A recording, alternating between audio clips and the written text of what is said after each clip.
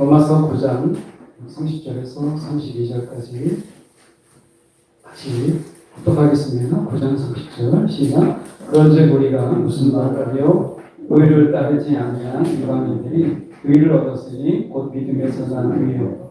의의 법을 따라간 이스라엘은 율법에 이르지 못하였으니 어찌 그러하냐? 이는 그들이 믿음을 의지하지 않고 행위를 의지하느라 직돌에 부딪혔느니라.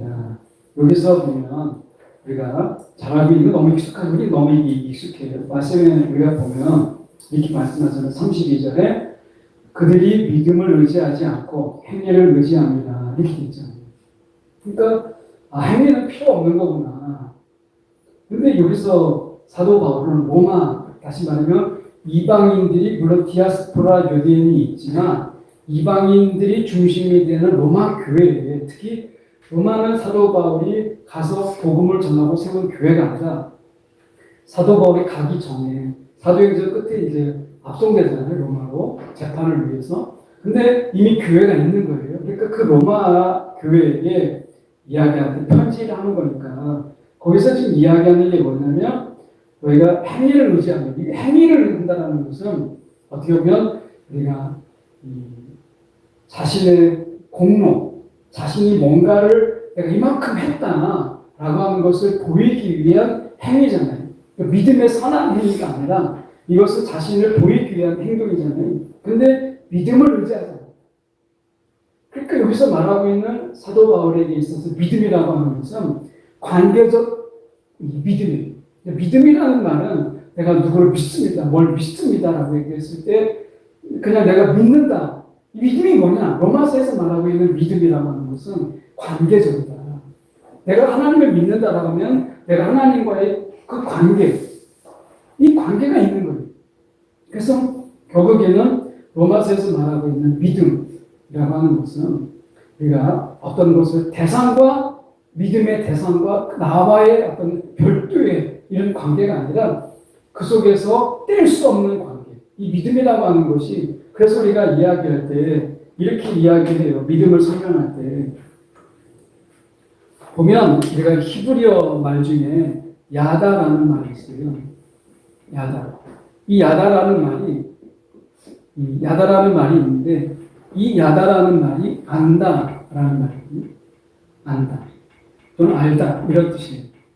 이 안다라는 말은 그냥 내가 표면적으로 누군가를 안다. 이름을 알고 어디에 사는지 안다. 이런 게 아니라 여기서 안다라고 하는 것은 이 부부관계적 안다. 부부관계. 이 부부관계적인 알을 이야기해요. 그만큼 우리가 이 부부가 아는 것은 다른 사람들이 아는 건 전혀 다른 더 깊은 것을 알잖아요. 그러니까 이 부부관계적인 이런 알을 이야기하는 거죠. 여기서 관계라는 말이에요. 부부관계적. 깊은 관계죠. 그러니까 뗄 수 없는 관계. 이런 관계. 그러니까 우리가 보통 내가 가정사역에서도 얘기하고 정신과에서도 우리가 정신의학적으로 이야기할 때 사람에게 있어서 가장 큰 슬픔이 뭐냐 라고 얘기했을 때 우리가 생각할 때는 자녀의 죽음이라고 생각하지만 사실은 우리가 부부의 죽음, 남편의 죽음, 아내의 죽음이 자기 반쪽이 잘려나가는 고통을 경험한다는 거예요. 그래서 자녀의 죽음보다 이 부부의 죽음이 더 크다. 이게 정신분석학으로 이야기를 해요. 그러니까 이 부부관계처럼 깊은 관계, 이 관계가 믿음이에요. 믿음이라고 하는 것은 하나님을 아는 거고 아는 것은 하나님과의 깊은 관계로서의 알을 이야기해요. 그러니까 내가 믿는다. 하나님을 믿어요. 예수를 믿어요. 내가 예수를 믿는다. 라고 하면 이게 무슨 의미라는 거예요? 예수를 믿는다라는 게 무슨 의미예요? 내가 예수님과의 그 관계가 세상 누구보다도 더 친하고 친밀하고 내가 예수님의 생각으로 내가 골몰해 있는 이것을 예수님의 말씀으로 뭐라고 말씀하셨어요? 자기를 부인하고 이게 자기를 부인하고라는 이 말은 상태를 이야기하는 거예요. 상태. 어떤 상태를 이야기하느냐? 내가 예수를 너무 생각하느라고 나를 생각할 틈이 없는 이 상태의 지속. 이것을 자기를 부인하고 라고 이야기합니다. 이게 믿음이라는 거예요. 로마서에서 말씀하고 있는 믿음은 바로 이거예요. 그래서 믿음으로 말미암아 의에 이른다. 의라는 게 로마서에서 의라고 하는 게 뭐겠어요? 의. 이것은 바른 관계, 하나님과의 이 깨어진 관계가 다시 회복된 관계. 회복된 관계가 로마서에서 말하고 있는 의라고 하는 거예요. 이 의가 어떻게 와요? 믿음으로. 믿음으로 오는 게, 믿음이라는 것은 결국 뭐예요? 관계. 이 관계인데 결국에는 이 말을 예수님의 표현적으로 이야기하면 믿음을 예수님의 표현적으로 얘기하면 자기를 부인하는 거예요. 여러분, 예수님을 생각하느라고 내가 나를 잊어버려요. 그냥 내가 예수님을 생각하느라고 밥하는 것도 잊어버리고 내가 예수님을 생각하느라고 내가 어디 가야 되는 것도 잊어버리는 그런 경험들이 있으세요. 이게 자기를 부인하고 이게 사도 바울이 이방 교회에게 이야기하고 있는 믿음이다. 믿음으로 말미암아 이신칭이 이렇게 얘기하잖아요. 그 이신칭이를 이야기하니까 자꾸 우리가 이야기할 때 우리가 오해되고 있는 부분이 이거 이신칭. 믿음으로 말미암아 의에 이른다, 의롭게 된다. 이신칭이잖아요. 근데 이 믿음이라고 하는 부분 속에서 이 믿음이라고 하는 이 부분 속에서 우리가 믿음의 정도, 이 깊이를 자기를 부인하고까지를 예수님께서 이 믿음이라고 보는 거예요. 우리는 자꾸 이 믿음이라고 하는 부분보다는 내가 의로워졌다. 이 부분에 자꾸 이야기를 하는 거예요. 아, 내가 의롭다. 내가 그냥 의로우니까 나는 그냥 죄인이 아니야. 이렇게 되는 거예요. 마치 회개하는 이 의롭다라고 하는 것은 회개하는 죄인이에요. 회개하는 죄인. 죄인인데 회개하기 때문에 의롭다고 여겨지는 거예요. 근데 우리는 어떻게 되냐면 이미 회개도 없고 나는 더 이상 죄인도 아니고 주님과의 깊은 관계도 아닌데 그냥 이것만 남아요. 의롭다. 나는 의로워졌다. 이것만 남는 거예요. 이게 사도 바울의 말을 오해하고 있는 거죠. 그 이신칭의 강조는 칭이 아니라 믿음이라는 거예요. 믿음. 그 믿음이 강조되고 있는 거거든요. 이방 교회들에게. 너희가 믿어라. 어느 정도까지 믿느냐? 예수님의 표현들에게 자기를 부인하는 거고 사도 바울적인 표현을 한다면 하나님과의 관계가 회복된 관계. 회복된 관계. 바른 관계로 너희가 나아가라고 말하고 있는 거거든요. 근데 우리가 주님과의 바른 관계를 있느냐? 이게 믿음이거든요. 바른 관계. 근데 삐뚤어진 관계가 있잖아요. 그게 뭐예요? 그게 뭐냐면 이게 로마에서 있을 수 있는 일인데 로마는 수어잖아요. 얼마나 경쟁이 살아가는데 치열해요. 경쟁이 치열해요. 치열한 경제 속에 살다 보니까 생기는 문제가 뭐예요? 상대방을 도구화시키는 거죠. 수단화. 내가 성공하는데 예수님의 도움만 있습니다. 내가 성공이 목적이에요. 근데 예수님을 도구화시키는 거예요. 하나님을 도구화시키는 거예요. 이게 우리의 믿음이라는 거예요. 당시 잘못 가지면 믿음이 우리가 예수님을 믿으면 너 성공할 수 있어. 너 예수님을 믿으면 부자가 될 수 있어. 너희 로마라고 하는 이 제국 속에서 치열하게 살지만 너가 예수 믿으면 너가 승리자가 될 수 있어. 이거예요. 믿음이 예수님을 수단화시키는 거예요. 도구화시키는 거예요. 이게 아니다. 이 믿음이 아니다. 바른 믿음. 그것은 뭐냐면 회복된 관계로서의 이 믿음. 오히려 예수님을 생각하기 때문에 내가 승리가 생각이 안 나요. 왜? 자기 부인이니까. 예수님을 생각하다 보니까 내가 부자가 된다는 내가 생각도 잊어버리는 거예요. 이게 로마서에서 말하고 있는 믿음이라는 거예요. 믿음.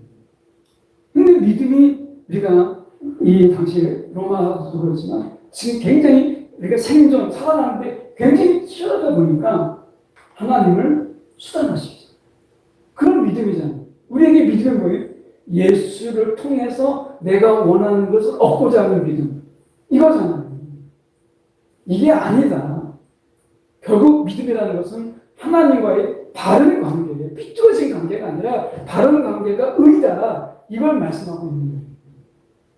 오늘 우리가 이 시대 속에서 이 삐뚤어진 관계 속에서 예수님을 믿는다고 하잖아요. 왜 믿어요? 예수님이 믿으면 행복해진다고 하니까. 예수 믿으면 건강해진다고 하니까. 근데 예수 믿고 건강해지는 사람도 있잖아요. 그럼 어떻게 돼요? 예수 안 믿어야 되나요? 예수 버려야 되나요? 아니잖아요. 예수 믿으면 건강해진다라고 그게 되면 건강을 이루면요. 예수 버려야 돼요.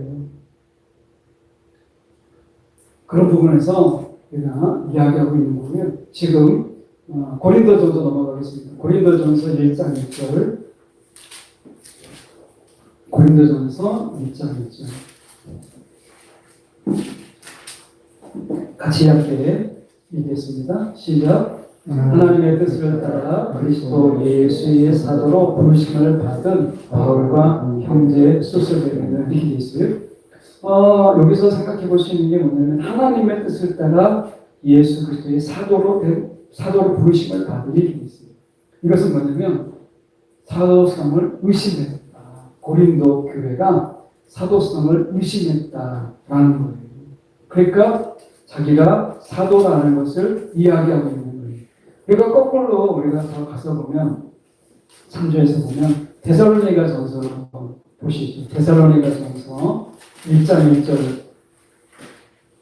저희가 보겠습니다.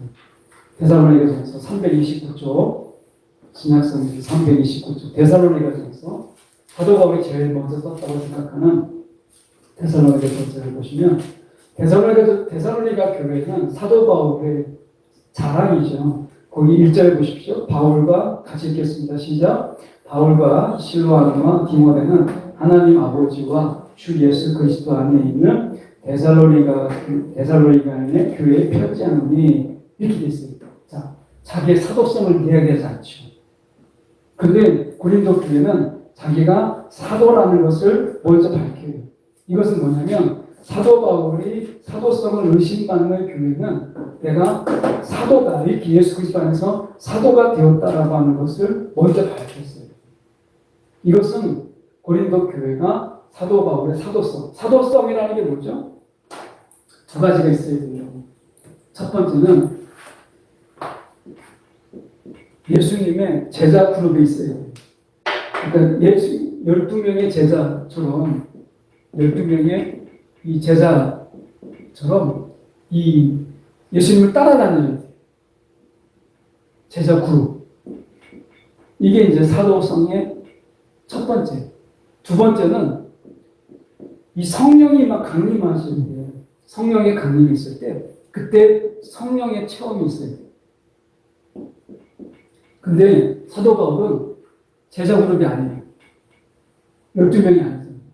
그리고 우리가 마갈 다락방에서 있었던 성령의 강림 사건의 체험자가 아니에요. 사도 바울. 그러니까 이 두 가지가 다 걸려요. 그래서 넌 사도가 아니야. 이렇게 의심받는 거예요. 더 큰 의심은 뭐냐면 고린도 교회는 1년 6개월 동안 머물렀잖아요. 근데 어떻게 했다고요? 오래 머문 교회는 사도 바울이 인기가 없었어요. 워낙 엄청나게. 왜냐하면 사도 바울은 예수님이 이제 곧 임하는 임박한 종말론을 이야기했어요. 임박한 종말론. 예수님의 재림이 곧 있다. 그러려면 자기가 가르치고 전하는 교회들이 신부인데 이 신부로서 이 순결한 신부 이게 준비가 돼야 되는 거예요. 순결한 신부로서 준비를 해야 되는데 그러려면 어떻게 돼요? 엄하게 가르치는 거예요. 엄하게. 그게 현찮으면 너 그게 뭐야? 이렇게 돼버리는 거예요. 그러니까 사도 바울이 오직 했으면 나를 본받는 자가 되는 사도 바울이 바리새파예요. 이 바리새파인데 에세파처럼 굉장히 열심히 있었던 사람이잖아요. 그러니까 사도 바울이 신앙에 관한 열정이 얼마나 강했든지 지금 순결한 신부로 세워야 되는 자기의 사명이 있는데 현찮아요. 막 신앙생활 현찮아.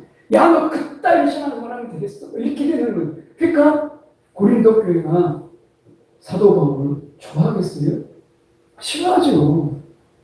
그러니까 후원도 안 하고 편지를 할 때 사도성을 의심하니까 내가 그리스도의 아버지 뜻대로 내가 사도된 자야 이렇게 말하고 있는 거예요. 제가 얘기하잖아요. 사도 바울이요. 지금 한국에 오면 단임 목사로 갈 수 있는 교회가 하나도 없다니까요.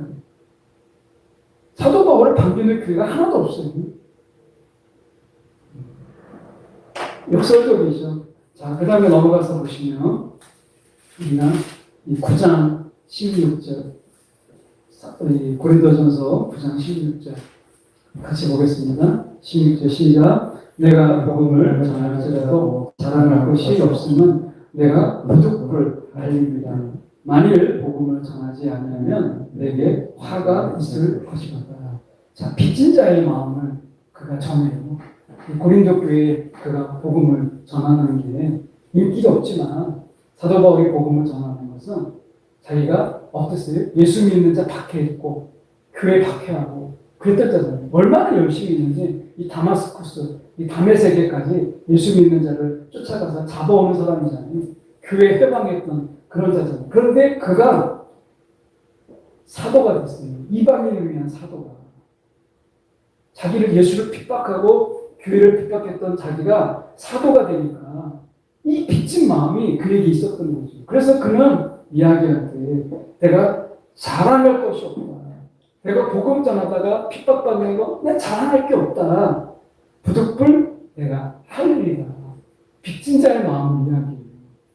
여러분 우리도 마찬가지예요. 우리가 먼저 예수 믿은 거 이게 은혜잖아요. 이 예수 믿은 거 내가 먼저 믿게 된 게 은혜거든요. 이 빚진 마음을 가지고 우리도 복음을 전하라. 이 사도 바울을 이야기하고 있는 거예요. 그 다음에 넘어가서 고린도 후서로 넘어갑니다. 고린도 후서 우리가 보시면 고린도 후서 1장 1절에 봅니다. 1절에 보면 같이 읽겠습니다. 시작. 하나님의 뜻으로 말미암아 그리스도 예수의 사도된 바울과 있죠. 우리도 사도성을 의심받으니까 고린도 교회 후서로서 먼저 그것을 이야기해요. 자, 3장 17절로 넘어갑니다. 고린도후서 3장 17절. 자, 같이 읽겠습니다. 시작. 주는 영이시니 주의 영이 계신 곳에는 자유가 있느니라. 여기서 자유가 나와요. 진리가 너희를 자유케 하리라. 여기서 사도 바울이 말하는 자유라는 개념을 우리가 오해하는 경우가 많아요. 여기서 사도 바울이 말하는 이 자유라고 하는 것은 우리가 공중의 권세 잡은 자, 사단, 그리고 세상의 가치, 그리고 자신의 그 죄의식, 죄책감, 이런 게 많잖아요. 이런 것으로부터의 자유를 이야기합니다. 결국 이것은 뭐냐면 사도 바울이 고린도 전후서에서 말하고 있는 자유라고 하는 것은 결국 하나님의 통치 안에 들어갈 때만이 내가 이 사단으로부터 벗어나는 거예요. 하나님의 통치 안에 있을 때 내가 세상의 가치관에서 자유로울 수 있어요. 세상에서 말하고 있는 잣대를 벗어날 수 있어요. 내가 하나님의 지배 안에 들어갈 때 결국 내가 죄의 지배에서 벗어날 수 있어요. 그래서 사도 바울이 이야기하고 있는 자유라고 하는 것은 내 마음대로 하는 자유를 말하는 게 아니에요. 성경을 우리가 볼 때 고린도 전후서에서 말하고 있는 것은 이 고린도 교회는 부자 교회예요. 지금으로 말하면 이 부산 도시와 같은 부산 같은 도시. 그러니까 상업이 발달되어 있어요. 그래서 굉장히 부자예요. 그래서 부자들은 너무 부자고 가난한 자는 너무 가난해요. 그래서 성만찬을 할 때 먼저 부자들은 막 배불리 와서 먹고 가난한 자는 와서 혹시 먹을 거나 있나 싶은데 먹을 게 없는 이런 교회가 고린도 교회예요.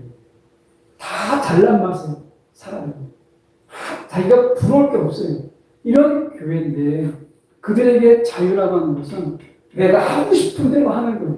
돈 있으면 돈 쓰고 뭐 이렇게 하는 거예요. 그러니까 어떻게 보면 내 돈 가지고 내가 하는데 이런 거예요. 그러니까 자유라고 하는 것은 그들에게 있어서 내 마음대로 하는 것. 이 고린도 교회에게 자유는 그런 거였어요. 그런데 사도 바울이 이 고린도 교회에게 이야기하는 자유라고 하는 것은 하나님의 통치 아래 들어가는 이 자유가 진정한 자유다. 진리가 너희를 자유케 하리라. 이 자유는 바로 하나님의 통치 안에 들어가는 자유를 이야기하는 겁니다. 세상에서 자유를 말하는 것과 사도 바울이 말하는 자유가 다르다.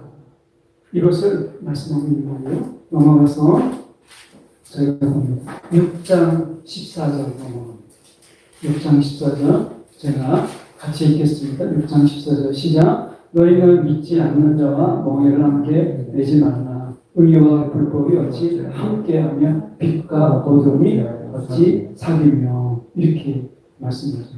여기서 말씀하는 게 믿지 않는 자, 이것은 이방인을 이야기하는 게 아니에요. 이 고린도 전후서에서 말하고 있는 이 믿지 않는 자는 진짜 교회 밖에 있는 자, 이걸 말하는 게 아니에요. 이걸 오해하면 안 돼요. 그래서 믿지 않는 자는요, 교회 안에 있는 자예요. 그럼 누구를 말하느냐? 예수를 믿는다고 하는데 예수를 믿는 삶이 없어요. 변화되지 않아요. 예수 교회는 나와요. 근데 예수를 믿는데 믿는 자의 삶의 모습이 없어요. 여기서 말하는 것을 그 사람들을 가리켜서 믿지 않는 자라고 얘기하는 거예요. 이걸 우리가 신학적으로 뭐라고 얘기하냐면 실천적 무신론자라고 합니다. 실천적 무신론. 행함이 없는, 행함으로 볼 때는 믿지 않는 자들과 똑같아요. 믿는 자라고 말할 수가 없어요.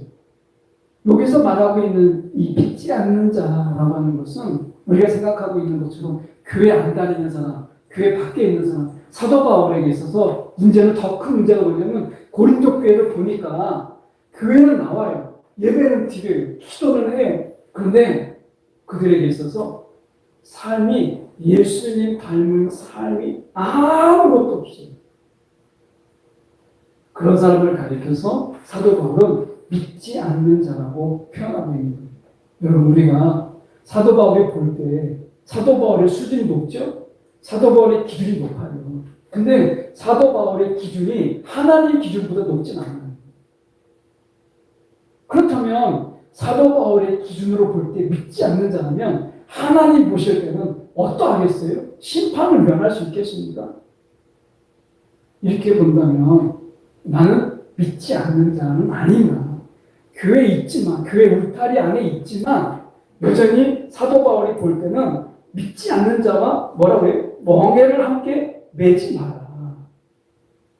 같이 멍에를 매지 마라. 이렇게 말씀하고 있잖아요. 오늘 믿지 않는 자와 믿는 자, 사도 바울의 기준을 볼 수 있는 한 단어예요. 여기서 믿지 않는 자는 교회 안에 있는 자다.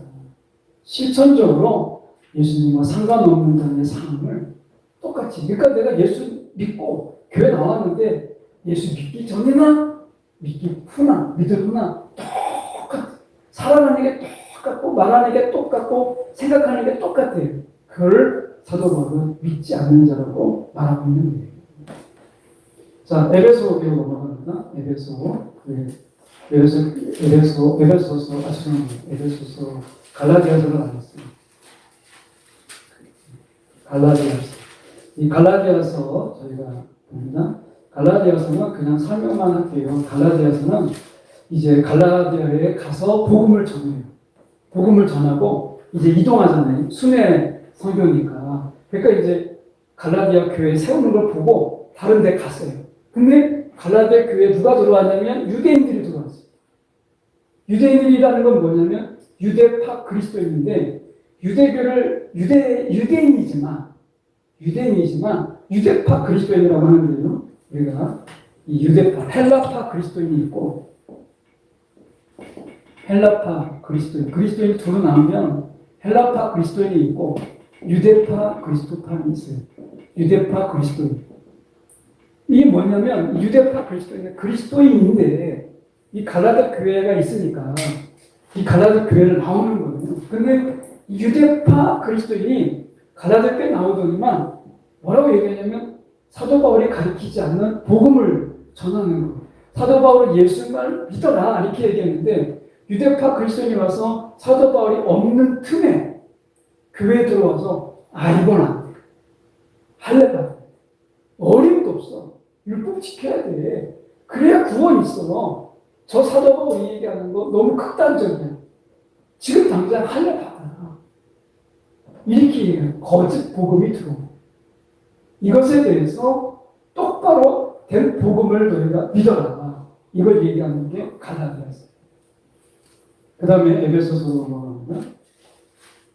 에베소서 5장 21절. 이 에베소서는 교회가 무엇인가. 이 땅에서 내가 교회를 알고 싶으면 에베소서를 읽으세요. 에베소서는 교회론을 이야기해요. 5장 21절에 저희가 보면 이렇게 얘기합니다. 같이 읽겠습니다. 시작. 그리스도를 경외함으로 피차 복종하라. 이게 교회다. 에베소는 교회를 이야기해요. 그래서 어떤 교회를 얘기하느냐. 교회라고 하는 것은 그리스도를 경외함으로 피차 복종하라. 당시의 복종은 노예가 주인에게 복종하는 거고 여자가 남자에게 복종하는 거거든요. 그런데 피차 복종하는 거죠. 남자도 여자에게 복종하는 거죠. 섬기라는 거죠. 주인도 종에게 섬기는 자가 되라. 이게 교회다. 교회 안에서는 종과 주인이 없고 여자와 남자가 따로 있는 게 아니다. 이게 교회다. 이것을 에베소서에서 이야기하고 있는 거예요. 그래서 교회에서 평가하게 하고 그리고 교회가 뭔가 더 위에 있는 자인 것처럼 이렇게 말하는 것은 교회가 아니다. 이렇게 말하고 있는 거죠. 그래서 혹시 여러분이 교회가 무엇인가를 알려면 에베소서를 묵상하시면 좋습니다. 그 다음에 빌립보서 넘어갑니다. 빌립보서는 배경이 좀 필요해요. 이 빌립보서는 빌립보라는 지역은 로마가 직접 통치한 지역입니다. 로마의 직할 도시예요. 그래서 빌립보 교인들이 가지고 있는 자부심이 굉장히 강했어요. 우리는 로마 사람, 로마 시민하고 똑같아. 이렇게 자부심을 가지고 있었어요. 그래서 특권의식을 가지고 있었어요. 그런 그들에게 이렇게 2장 9절에서 11절 같이 읽겠습니다.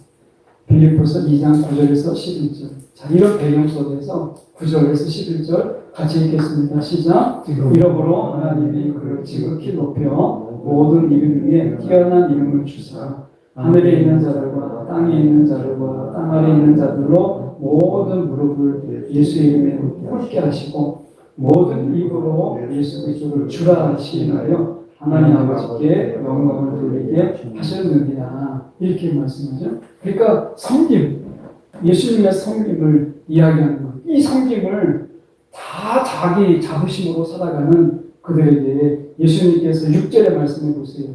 예수님을 본으로 보여요. 사도 바울이. 자, 6절을 같이 읽겠습니다. 시작. 그는 근본 하나님의 본체시나 하나님과 동등됨을 취할 것으로 여기지 아니하시고 7절 오히려 자기를 비워 종의 형체를 가지사. 이렇게 말씀합니다. 자기 비워. 섬김을 말하죠. 그 빌립보 교인들이 로마의 직할 도시로 자부심이 너무 강한데 너희가 그 묵줄거릴 게 아니다. 섬기는 자가 되라. 이렇게 그가 이야기합니다. 그래서 3장 20절로 봅시다. 빌립보서 3장 20절. 자, 같이 읽겠습니다. 시작. 그러나 우리의 시민권은 하늘에 있는 자. 거기까지. 자, 로마의 시민, 로마의 직할로 있는 자부심을 갖는데 너희가 그럴 게 아니다. 우리의 시민권은 로마에 있는 게 아니라 하늘에 있다. 이거에 자부심을 가져라. 이게 사도 바울의 이야기입니다. 그러니까 로마가 직접 통치한다는 것 때문에 우리 로마 시민권자냐, 로마 시민하고 똑같아. 이런 자부심을 가진 그들에게 하늘의 시민권자임을 인해서 자부심을 가져라. 이렇게 말합니다. 이게 배경이 그래서 나옵니다. 하늘의 시민권을 하늘에 속한 자다. 너희가 하늘의 시민권자다. 이렇게 말하고 있는 이유가 바로 그래서 나온 것이다. 라고 하는 거고요. 그 다음에 고로새서로 들어갑니다. 이 고로새서는, 고로새 교회는 사도 바울이 세운 교회가 아니에요. 사도들에 의해서 이제 복음을 들었던 그들이 누군가가 이제 몇 명이 이제 집히기도 하죠. 그런데 정확한 이름은 이제 밝혀져 있지 않기 때문에 그런데 추측만 하는 거예요, 학자들이. 근데 사도들의 가르침을 받았던 누군가가 자신의 고향인 골로새 지역에 돌아가서 교회를 세운 게 골로새 교회예요. 이 골로새 교회에 문제가 있었어요. 그게 뭐냐면 이 메신저에 대한 숭배가 있었어요. 그러니까 하나님의 말씀을 전하는 자들이 얼마나 귀하냐. 여기까지 좋죠? 그런데 천사 숭배가 있었어요. 이게 지나치다 보니까 천사 숭배 이런 게 있었어요. 그러다 보니까 이 골로새서를 통해서 무엇을 보여주냐면 내가 예수님 한 분이면 충분하다. 천사 하나님의 말씀을 전하는 자들이 많이 있지만 예수님의 하나님의 모든 말씀을 전했기 때문에 천사 숭배가 필요 없고 예수 한 분이면 충분하다. 이게 골로새 교회에게 보내는 편지예요. 여러분 우리가 어떻게 보면 메신저 하나님 말씀을 전하는 자를 숭배할 수가 있잖아요. 그런데 사도 바울은 이야기합니다. 그런 자를 숭배할 게 아니라 예수 한 분이면 충분하다. 메신저는요. 그 메시지를 만족하십니다. 그 메신저가 숭배의 대상이 되면 우리가 의지하는 자가 됩니다.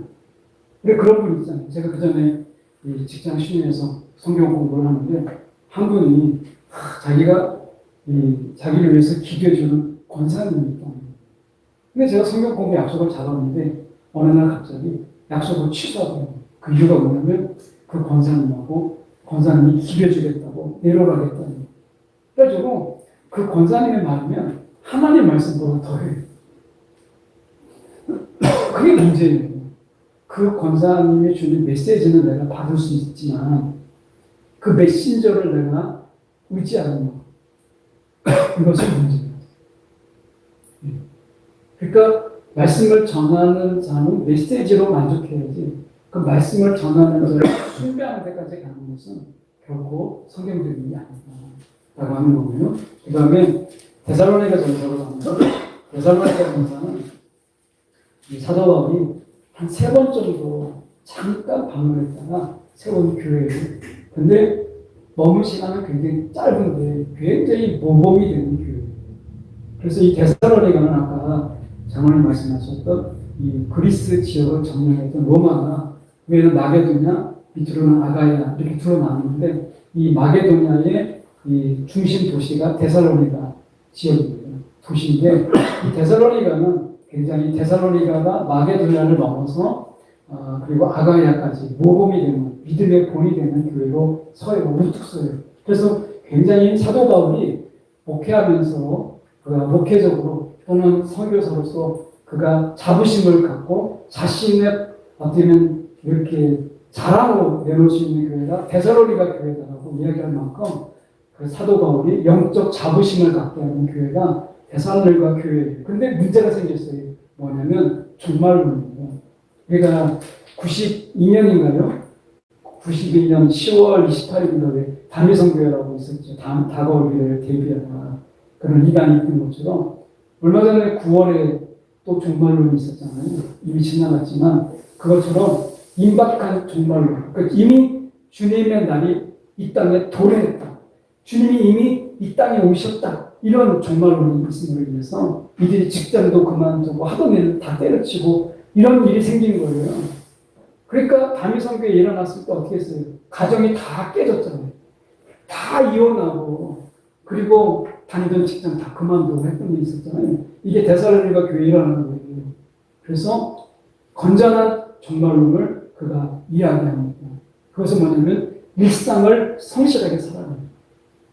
주님이 언제 오시든지 내가 떳떳한 삶을 매일같이 살아라. 이게 최고의 종말론입니다. 이것이 데살로니가 후서에서 이야기하고 있는 거예요. 하나만 더 얘기하면 4장 16절 17절 저희가 같이 읽어보겠습니다. 4장 16절 17절 데살로니가전서 같이 읽겠습니다. 시작. 주께서 소령과 천사장의 소리와 하나님의 나팔 소리로 친히 하늘로부터 강림하시니 그리스도 안에서 죽은 자들이 먼저 일어나고 그 후에 우리 살아 남은 자들도 그들과 함께 구름 속으로 끌려 올려 공중에서 그를 영접하게 하시니 그리하여 우리가 항상 주와 함께 있으리라. 그래서 휴거설이 나오죠. 많이 들었죠? 끌어올려 공중에 이렇게 됐습니다. 그래서 영화도 나오잖아요. 소설에서 원래 시작했죠. 휴거설은 성경에서 출발한 게 아니고 소설에서 출발했어요. 그래서 우리가 믿는 자들이 나중에 공중에 다 들림받고 믿지 않는 자들은 이 세상에 남아서 막 사고도 나잖아요. 운전자가 예수 믿는 사람이에요. 그래서 공중에 들림받으니까 기차가 막 추월하고 탈선하고 버스가 막 사고가 나고 이 세상이 아수라장이 되잖아요. 아수라장이. 이게 이제 영화 휴거에 나오는 내용들이잖아요. 그런데 여기에서 말하고 있는 끌어올려 공중에서 그를 영접하시리라고 하는 것은 로마가 배경이에요. 로마가 어떤 배경을 가지고 있느냐. 자, 이제 황제가 지방을 순시해요. 그런데 자, 지방에 순시하는데 이제 대통령이 노원에 온다고 생각을 해보세요. 그러면 노원구청장 그 자기 건물 안에 사무실에 딱 있다가 대통령이 오면 문 열어주고 맞이할까요? 어림도 없는 거죠. 대통령이 어떻게 되겠어요? 아마 도봉에 있던 도봉까지 가지 않겠어요? 네. 대통령이 외국에 나갔다 오면 성남 터미널까지 공항까지 다 나가잖아요. 그러니까 왕이 왔어요. 그럼 로마에서도 그 지방의 행정관은 그 왕이 오는 그 앞에까지 나가서 그를 맞이하죠.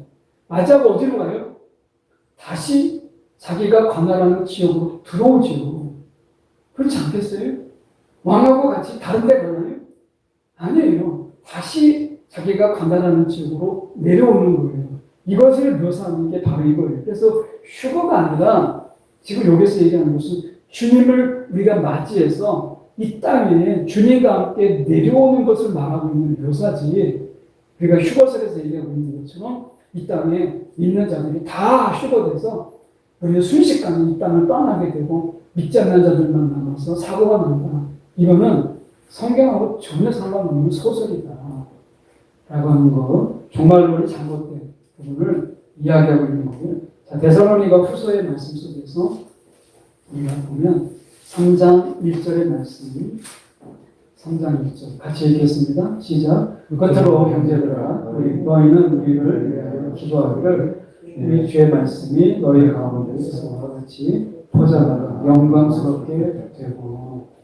자, 죄송합니다. 1절이 아니고 10절. 제가 메모를 잘못했어요. 3장 10절. 다시 옆에 같이 읽겠습니다. 시작. 우리가 너희와 함께 있을 때에도 너희에게 명하기를 누구든지 일하기 싫어하거든 먹지도 말게 하라 하였더니.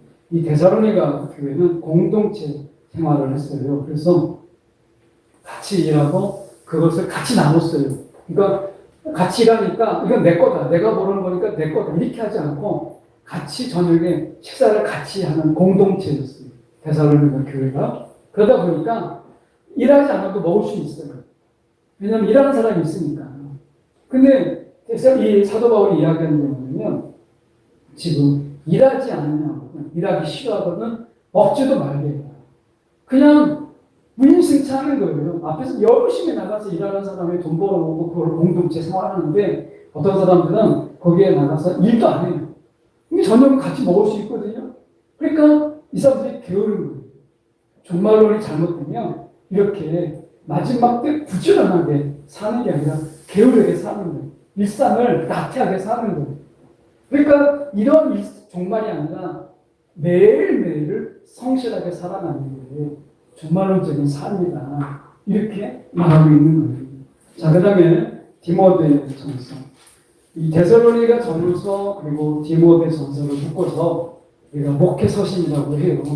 이것은 뭐냐면 목회자로서 사도 바울이 이제 이 디모데에게는 이제 교회를 맡기고, 죄송합니다. 디모데전서하고 디모데 전후서하고 디도서, 죄송합니다. 제가 다시 설명을 드리면 디모데 전후서하고 그리고 디도서 이거를 묶어서 목회서신이라고 해요.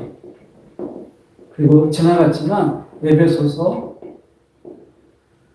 빌립보서, 골로새서, 빌레몬, 빌립보서 이런 것을 우리가 이것을 옥중서신이라고 해요.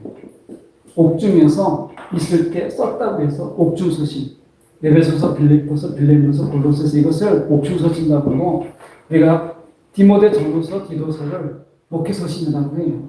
이건 중요한 게 아니고 우리가 어쨌든 바울 서신이다. 적어도 이 사도 바울이 영적으로 아이를 둘을 낳죠. 하나는 디모데고 하나는 디도예요.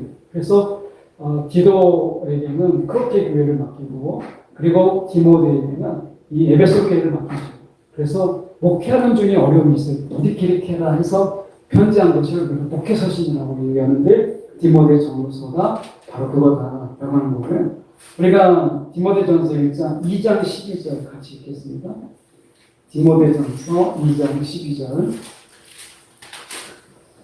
자, 같이 읽겠습니다. 시작. 여자가 나를 기는 것과 남자를 주관하는 것을 허락하지 아니하노니 오직 조용할지라. 앞에서 말씀드렸지만 이 디모데에게 맡긴 교회가 어디라고요? 에베소 교회예요. 그러니까 자기 영적인 아이인 이 디모데에게 이제 교회를 맡기는데 그게 에베소 교회인데 에베소 교회는 이 여신을 섬겼어요. 여신상이 있어요. 이 여신상이 있기 때문에 여사제의 발언권이 굉장히 셌어요.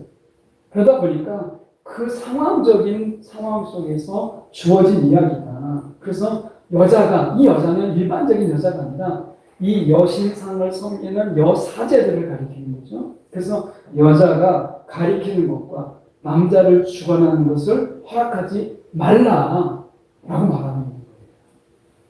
그래서 상황적인 상황 속에서 서신서가 된 거지 이것을 절대화시킬 수 없다라고 하는 것을 말씀드리고요. 그 다음에 디모데후서 넘어갑니다. 디모데후서는 사도 바울이 마지막 유언으로 쓴 거예요. 그러니까 AD 64년에 사도 바울이 죽는 것으로 우리가 보고 있는데 이제 그 전후에 이제 그 직전에 쓴 것이 디모데후서다. 그래서 디모데후서를 바울의 유서다. 바울의 유서다. 이렇게 우리가 보거든요. 근데 이 디모데후서에서 말하고 있는 것은 결국 복음의 수호자가 되라. 복음을 지키는 자가 되라. 마지막까지 복음을 포기하지 마라. 이렇게 말하고 있어요. 여러분 나중에 읽어보시면 특히 디도서 넘어갑니다. 디도서는 디도에게 이제 교회를 맡기잖아요. 그래서 우리가 이 성경을 크로케라고 할 수 있는데 여기서는 이제 그레데라고 하죠. 그레데. 그러니까 5절에 1장 5절에 보면 이렇게 말씀합니다. 내가 너를 그레데에 남겨둔 이유는 이렇게 있어요. 이 그레데 교회를 디도에게 맡기죠. 그래서 디모데에게는 에베소 교회를 맡기고 그리고 디도에는 이 그레데 교회를 맡기고 그에게 이렇게 이야기합니다. 4장 10절에 보면 이렇게 같이 함께 읽겠습니다. 죄송합니다. 디도서 4장이 아니고 3장 10절 죄송합니다. 메모가 잘못됐다. 3장 10절을 같이 읽겠습니다. 시작. 이단에 속한 사람을 한두 번 훈계한 후에 멀리하라. 11절. 이러한 사람은 내가 아는 바와 같이 부패하여 스스로 정죄한 자로서 죄를 짓느니라. 그래서 당시에 이단들이 있었어요. 대표적인 게 영지주의죠. 그래서 예수님 당시에도 있었고 영지주의라고 하는 것은 영은 거룩하고 육은 악하다. 그래서 어떻게 보면 이 영적인 것에 굉장히 집중하고 육체적인 이런 것에 대해서 그래서 영지주의는 어떤 지식, 고상한 지식을 알면 내가 구원에 이른다 이렇게 생각했기 때문에 한번 구원받은 자는 육신으로 아무리 죄를 져도 우리가 좋은 데 가는 일에 변치 않는다. 이 영향이 이 기독교의 영향을 주었어요. 영지주의. 그러니까 그노시즘이라고 하는데 이 영지주의라고 하는 이단이 당시에 굉장히 크게 있었어요. 이 영지주의라고 하는 거. 이 영지주의라고 하는 것이. 근데 이게 뭐냐면 이게 우리가 그노시즘이라고 하는데 이것은 뭐냐면 어떤 지식. 어떻게 보면 우리가 뭐 천국에 가는 지식, 뭐 이렇게 어떤 자기 나름대로 고상한 지식이 있는데 이 지식을 알게 되면 이제 자신들이 어디 좋은 곳, 뭐 그들이 이야기하는 좋은 곳이 어딘지 모르겠지만 우리가 얘기하는 천국 이런 데에 이르게 된다라고 하는 영지주의인데 이 영지주의는 영과 육을 분리했어요. 영은 귀한 거고 육은 악한 거다. 하늘은 귀한 거고 땅은 악한 거다. 그러니까 이렇게 이야기하니까 이제 내가 구원을 받았어요. 그노시 내가 어떤 지식을 알게 됐어요. 근데 아직 내가 지금 내 몸이 저쪽에 이르지 않았잖아. 좋은 곳에. 그럼 이 땅에 남은 삶이 있단 말이죠. 그럼 이 땅에 남은 삶은 결국에는 내가 육으로 살아가는 거니까 육은 악한 거예요. 그러니까 악한 것으로 죄를 짓는 건 죄가 아닌 거예요. 그럼 이 땅에 살잖아요. 이 땅은 악한 거예요. 그러니까 이 땅에서 사는 동안에 내가 악하게 살아가는 것은 죄가 아닌 거예요. 그 영주주의가 우리에게 영향을 주는 게 뭐냐면 내가 이제 구원을 받았어요. 구원을 받았으면 어떻게 해요? 이제 죄 짓는 거에 자유하잖아요. 내가 구원을 받았어요. 그리고 하나님이 나를 버리지 않으십니다. 이미 천국 가면 내가 보장이 되어 있어요. 성령 우리를 통해서 보증하셨어요. 그러면 마음 놓고 죄를 짓는 거예요. 이게 영주주의 영향이에요. 내가 구원받았기 때문에 오히려 더 죄를 짓는 거예요. 이런 모순이 왜 가져오느냐? 영주주의 때문에. 근데 사도 바울은 그렇게 얘기 안 해요. 아까 말씀드렸지만 사도 바울은 구원을 과거적 구원과 현재적 구원과 미래적 구원으로 이야기를 해요. 내가 이미 믿음으로 말미암아 의롭게 되었어요. 이신치. 그런데 이제 하나님의 자녀가 됐어요. 그러면 내가 자녀된 자의 삶을 살아야죠. 합당한 삶을. 이건 성령의 도우심 속에서. 이게 이제 성화예요. 그리고 나중에 이제 하나님의 뜻과 내 뜻이 다름이 없어요. 이게 아브라함이 22장에 이삭을 바치고 25장에 넘어가면 아브라함의 기도가 나오지 않아요. 이것은 아브라함이 하나님의 뜻과 전혀 차이가 없었다. 라고 하는 것을 한 명으로 보여주는 것인데 이게 나중에 영화예요. 이때는 신학적으로 좀 이야기하면 우리가 이때는 자유의지가 없어요. 하나님과 우리가 일치, 하나거든. 이때는 영화의 단계. 지금 우리는 어디에 있어요? 지금 현재에 있어요. 성화의 단계. 성령과 함께 우리가 계속해서 우리가 예수님의 인격을 담는. 그래서 예수님의 인격의 열매를 우리가 이제 성령의 9가지 열매. 이게 다 예수 그리스도의 인격적인 열매잖아요. 인격적인 열매 9가지를 맺는 거잖아요. 근데 이것을 위해서는 성령의 인도함 속에서 끊임없이 우리가 계속해서 깎아 나가고 다듬어지고 해야 되는 부분인데 우리는 어디에 머무르냐면 여기에 머무르는 거예요. 사도 바울이 이야기하는 유아기 신앙이라고 하는 것은 이거를 이야기하는 거예요. 여기에 머무르는 신앙. 그냥 매일 내가 믿음으로 의롭게 됐다. 이것만 붙잡고 있는 거예요. 이거를 유아기 신앙이라고 해요. 고린도에서 얘기하죠. 유아기 신앙. 우리가 이 이신칭을 붙잡고 난 믿으면 의로워졌어. 난 믿음 하나님의 자녀야. 이것만 내내 붙잡고 있고 하나님의 자녀다운 삶을 살지 않는 이쪽으로 나가지 않는 이것을 유아기 신앙이라고 하는 거예요. 지금 그런 부분에서 이 영주주의가 굉장한 영향을 준 거죠. 여러분이 이제 빌레몬서는 이제 개인서신이라고 하는데요. 이 빌레몬서가 그 오네시모가 있는데 이 오네시모를 이제 만났어요. 이제 사도 바울이 오네시모를 빌레몬에게 돌려보내면서 같은 형제로 섬겨주기를 이제 이야기하는 내용이 이게 개인서신 빌레몬서고 히브리서로 넘어가는데 자 히브리서가 위치가 바울 서신은 이제 빌레몬서로 끝났어요. 그리고 지금 히브리서 다음에 우리가 보면 이 야고보서가 나오거든요. 야고보서는 공동서신이에요. 근데 빌레몬서는 바울 서신이죠. 그 사이에 히브리서가 있어요. 이 위치가 왜 중요하냐면 히브리서는 저자가 누구인지 몰라요. 그런데 히브리서의 내용을 쓸 수 있을 정도의 신앙이면 바울 아니면 바나바다 이렇게 생각합니다. 근데 현대신학에서는 바나바보다는 바울의 가능성이 있다. 아니다 이렇게 봐요. 근데 저자를 밝히지 않잖아요. 바울 사실은 다 밝히는데 밝히지 않아요.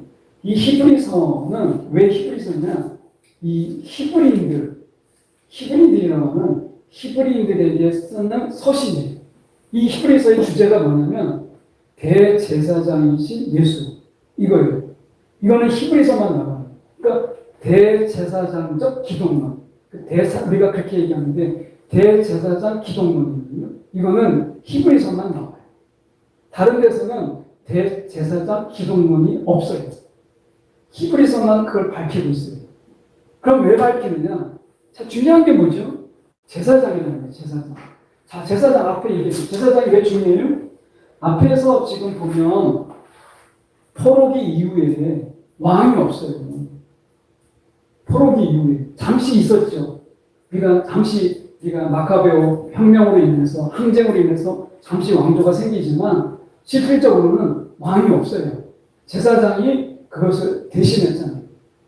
그렇죠? 그러니까 이 제사장이라고 하는 것은 유대인들에게 있어서 히브리들에게 있어서 특별한 의미예요. 그런데 예수님이 대제사장이라는 거예요. 그런데 대제사장인데 아론은 실패했어요. 아론의 제사장, 이 대제사장이잖아요. 첫 대제사장이 아론이잖아요. 근데 아론의 반차, 아론의 계열이죠. 반차, 계열. 이 아론의 반차는 나중에 결국 대제사장으로서 역할이 끝나요. 왜냐하면 헤롯 때 대제사장은 어떻게 해요? 돈 누가 많이 주느냐. 그 사람이 대제사장이 되죠. 그러니까 아론의 반차는 끝나요. 근데 예수님이 대제사장이라는 거예요. 그러면 이게 말이 안 되는 거죠. 예수님이 대제사장. 그러면 예배를 어디서 드려요? 제사장은 성전이 있어야 되잖아요. 성전. 근데 예수님은 대제사장이에요. 그럼 성전이 어디 있어요? 성전은 무너졌잖아요. 그러니까 하늘 성전에서 제물은 뭐예요? 제물이 있어야 되잖아요. 예수님이 스스로 제물이 되셔서. 그러면 대제사장이 번제를 드리고 1년에 한 번 속죄제물을 드리고 이 속죄제물 이렇게 한 것을 반복적으로 계속 드리느냐? 아니다. 예수님은 대제사장으로서 단회적으로 완전한 예배, 완전한 제사를 드린다. 이게 히브리서의 이야기예요. 그러면 대제사장이신 것을 왜 이야기하죠? 예수님이 대제사장이다. 이렇게 얘기해요. 이 대제사장이라는 품 속에서 아론의 반차가 아닌 새로운 반차, 이게 멜기세덱을 이야기하는 거예요. 이 멜기세덱 반차를 따라서 예수님께서 대제사장이 되셨다라고 하는 거예요. 그럼 대제사장은 뭐 하는 거예요? 중보자죠, 중보자. 제사장은 중보하는 자예요. 중보하는 자. 우리를 위해서 기도해 주는 자. 근데 이 중보라는 말이 우리가 오해를 하게 되면 그냥 기도만 해주는 분이라고 생각을 해요. 근데 대제사장의 중보 사역은 통치의 사역. 통치의 사역. 잘 생각해 보세요. 왕이 언제 있었어요? 사울 왕 때 처음에 왕이 생겼어요. 사울 왕 전에는 사사들이 통치했어요. 그럼 그 전에는 누가 다스렸어요? 하나님의 통치를 통해서 제사장이에요. 이 제사장을 통해서 있었고 결국 사울 왕 이후에 왕이 끊어졌고 나중에 그리고 나서 제사장이 다시 통치하게 되죠. 그래서 예수님의 이 중보 사역이라고 하는 것은 우리가 생각하는 것처럼 그냥 하늘에서 무기력하게 우리를 위해서 그냥 기도만 해주는 이게 아니라 대제사장의 중보 사역은 우리를 다스리고 계십니다. 근데 제사장적으로 우리를 다스린다는 거예요. 이게 뭐죠? 우리 편. 우리를 헤아리고 우리를 불쌍히 여기고. 그러니까 제사장이라는 것은 백성의 편에서 하나님께 아뢰는 자세잖아요. 선지자는 하나님 편에서 백성에게 말씀을 전하는 자고 왕은 하나님 주신 말씀을 그대로 행하는 자잖아요. 그 제사장적이라고 하는 것은 백성의 편에서 하나님께 아뢰는 자예요. 그런데 예수님이 우리를 통치하는데 어떻게 통치하느냐? 대제사장적 통치를 하신다는 거예요. 이 의미가 뭐냐면 우리를 아신다는 거예요. 우리 약함을 아시고 우리의 허물을 아시고 우리의 이런 어떤 넘어짐을 아시는 그분이 우리를 다스리는데 그럼 어떻게 되겠어요? 우리 약함을 아시고 다스리는 것과 그렇지 못하고 다스리는 것은 전혀 다르잖아요. 그래서 예수님의 중보 사역은 예수님의 다스리심을 말씀합니다. 그래서 히브리서에서 말씀하고 있는 부분을 저희가 보면 7장 15절에 말씀 보겠습니다. 히브리서까지만 보겠습니다. 7장 15절에 보면 이렇게 말씀해요. 같이 읽겠습니다. 시작. 멜기세덱과 같은 별다른 제사장이 일어난 것을 보니 더욱 분명하다. 그래서 예수님께서는 아론의 반차를 따르지 않아요. 멜기세덱의 반차를 따라요. 이것은 실패하지 않는 제사장. 이것을 말씀하는 거죠. 그래서 예수님이 대제사장으로서 우리를 지금 중보하고 계신다라고 하는 거. 여기까지 저희가 보겠습니다. 다른 거 혹시 질문 있으신가요? 없으시면 이쪽으로 시간이 끝나서 제가 기도하고 마치겠습니다. 사랑이 많으신 하나님 아버지 감사합니다. 오늘 제가 공동서신을 다 보지 못했지만 이 시대에 우리가 살아갈 때 이 신친이에 묶여서 그저 믿음으로 의인이 된다. 이거 하나만 붙잡고 평생 신앙 살아가지 않게 하시고 이제 믿는 자로서의 합당한 삶 우리 가운데 우리 신분의 하나님의 자녀에 걸맞는 삶을 고민하는 우리가 되게 하여 주시옵시고 믿음 우리가 교회만 들락들락하는 그런 믿지 않는 자 사도 바울이 볼 때 그 믿지 않는 자다 말하는 사도 바울의 그 경고를 우리가 귀담아 듣고 오늘도 진실로 믿는 자로서 하나님 이 땅에서 우리가 능히 살아가는 자들이 되게 하여 주시옵소서. 성령을 통하여서 여전히 우리를 다스리시는 주님 오늘도 성령의 이끄심에 우리가 아멘함으로 우리가 따라가는 우리 한 사람 한 사람 되게 하여 주옵소서. 살아계신 예수 그리스도를 받들어 기도드립니다. 아멘.